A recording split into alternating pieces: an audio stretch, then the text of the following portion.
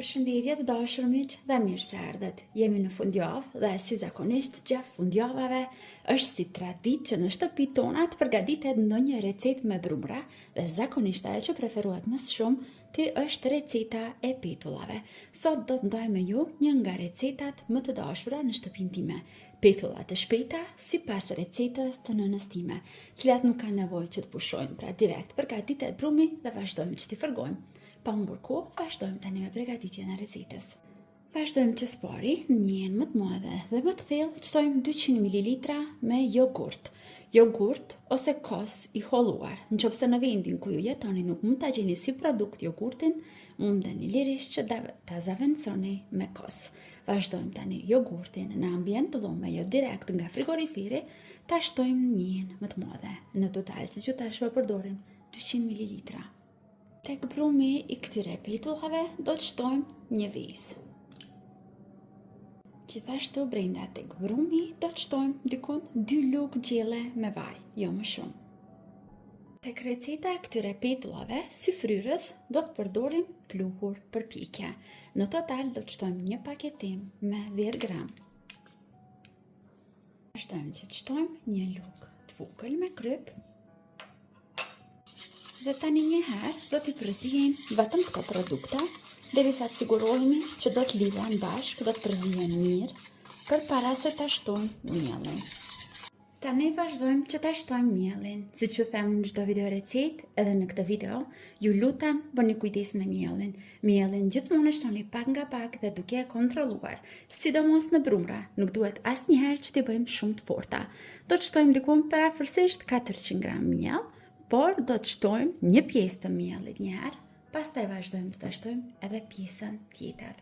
Dhe tani vazhdojmë me dorë që ta punojmë dhe ta ngjeshim mirë derisa të formohet një brum mesatarisht i butë.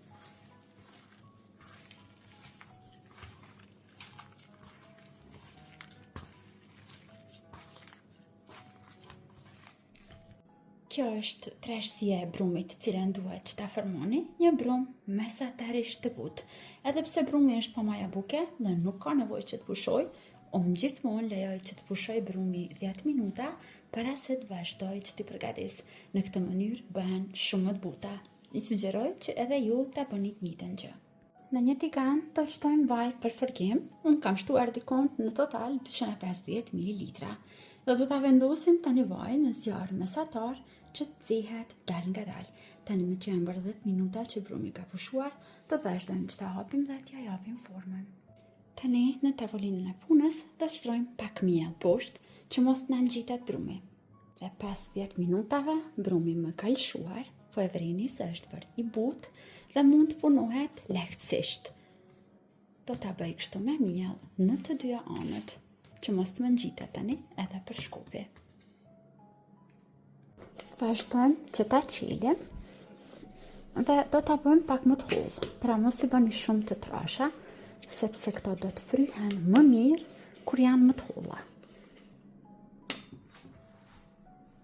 Pasi ja hapim në këtë mënyrë, vazhdojmë tani që ta ndajmë brumin një herë në gjysmë në këtë mënyrë. Dhe tani do të largojmë forma trekëndshme. Mua më pëlqen më shumë të bëj kështu, sepse më duket shumë më lehtë për t'i përgatitur në këtë mënyrë.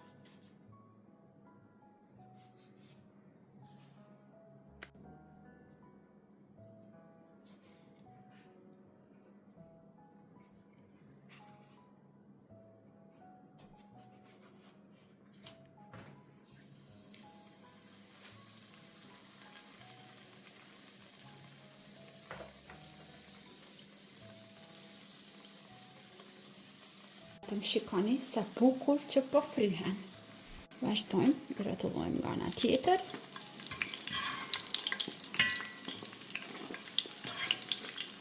Për zjarin ju lutem, mbani në mesatare, asnjëherë në zjarr të lartë.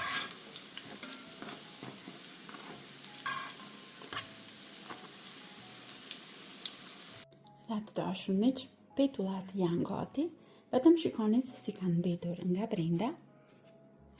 Pra janë të buta dhe brenda të zbrasta.